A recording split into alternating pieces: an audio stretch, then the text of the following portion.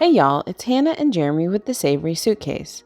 Welcome back to the third episode in our 1 Week in Iceland series.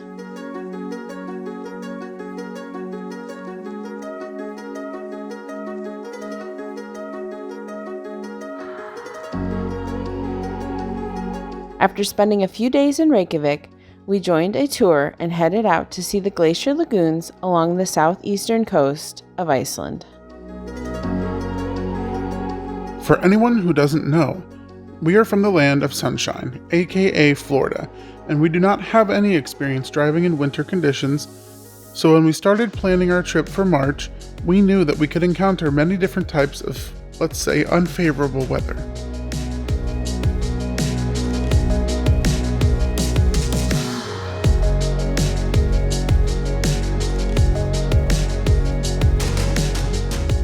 So we decided to book excursions through different tour companies and leave the driving to the locals.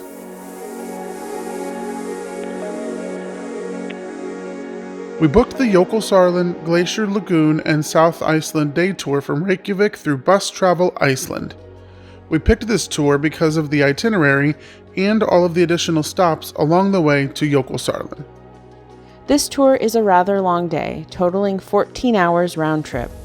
The drive to the Glacier Lagoon is over 380 kilometers, or about 230 miles.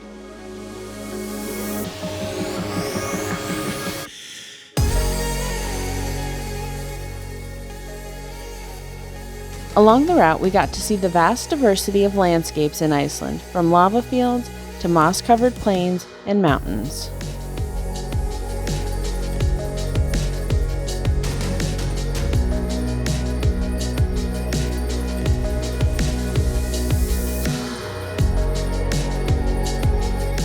The southern portion of Iceland contains some of its most notable volcanoes, such as Hekla, Elja, and Katla.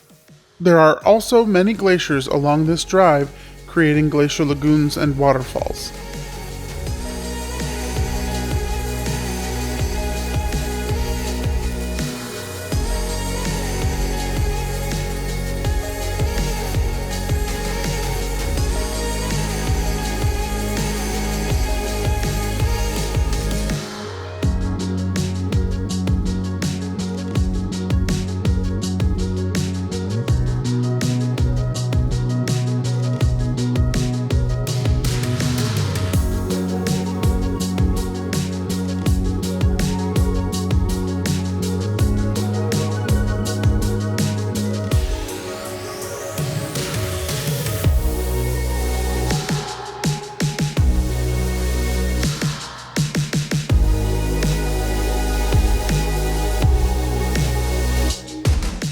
The weather in Iceland changes very quickly, and we experienced this just outside of the town of Vik, as the weather turned into snow flurries.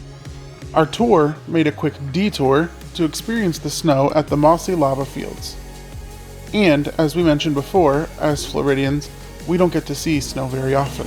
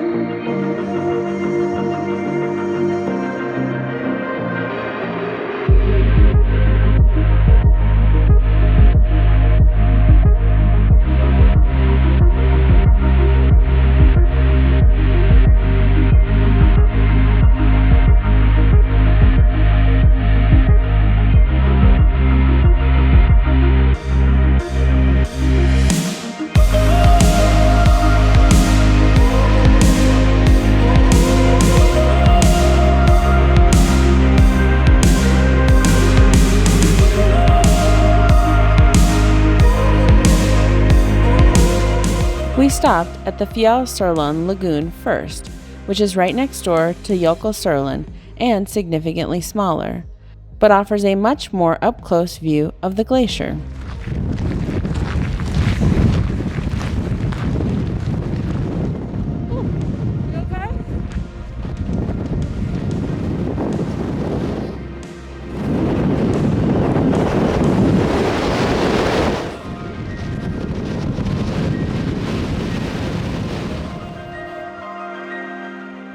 Because we visited in March, the lagoon was almost completely frozen over, with the big icebergs being pushed right up to the shoreline.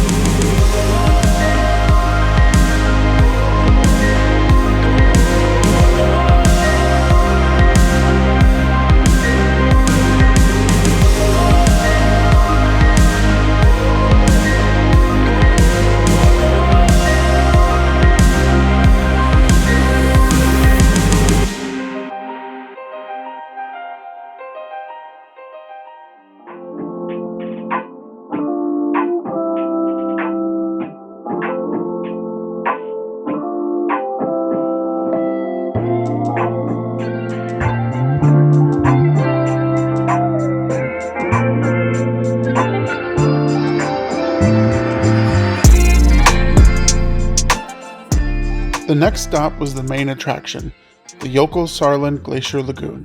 This lagoon is arguably the most popular in Iceland, and it is easy to see why. In the summer, this area is full of large icebergs.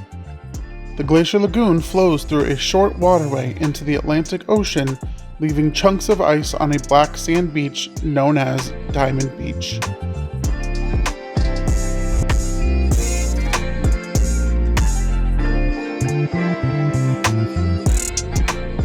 During our visit, the lagoon was almost completely frozen over, so we did not see the massive icebergs, but instead we got the opportunity to see the seals that make this area home during the winter months.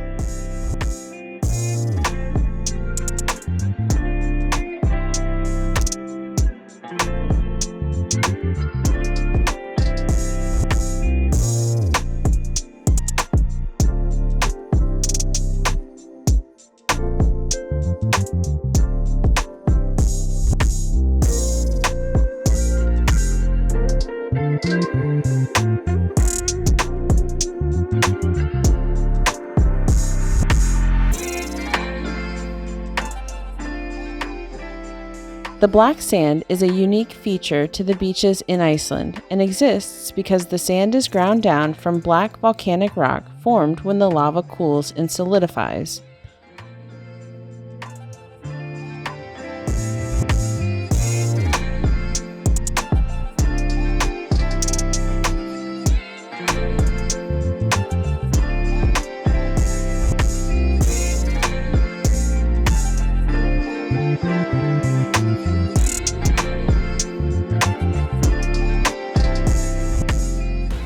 After a dinner stop, we headed back in the direction of Reykjavik, making 2 stops to visit waterfalls on the way back.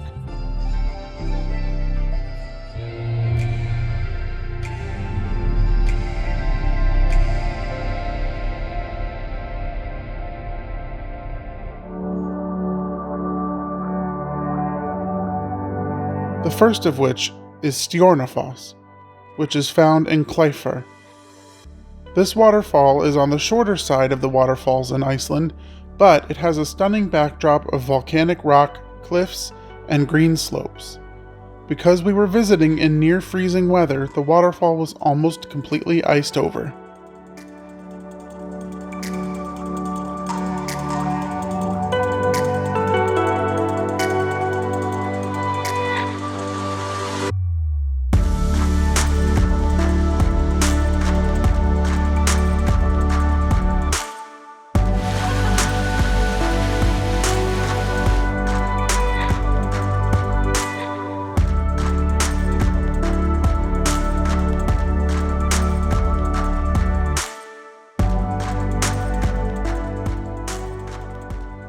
The last stop of the journey was at the Seljalandsfoss waterfall.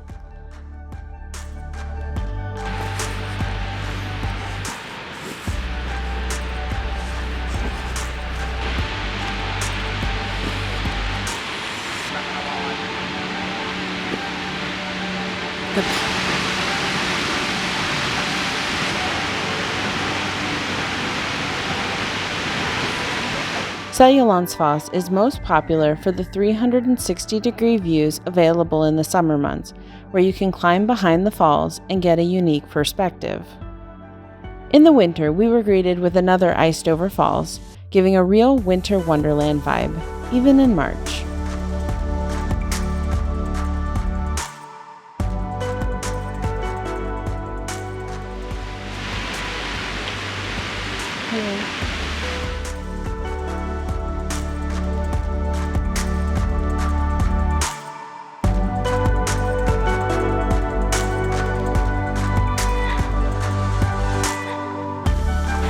We were just inside for like 5 seconds and then the sunset.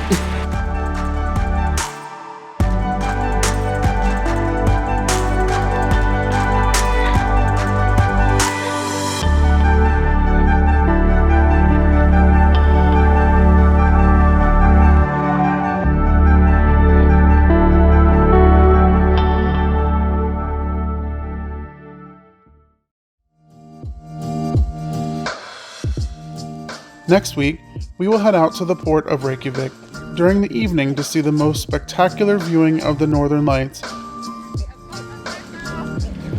please look up as well as to the front and to the back. If you get really,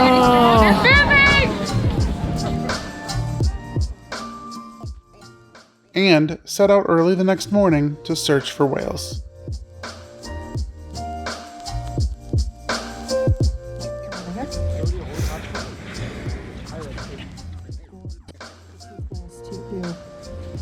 There again. Do we get the tail? Do we get the tail? Yes, we do.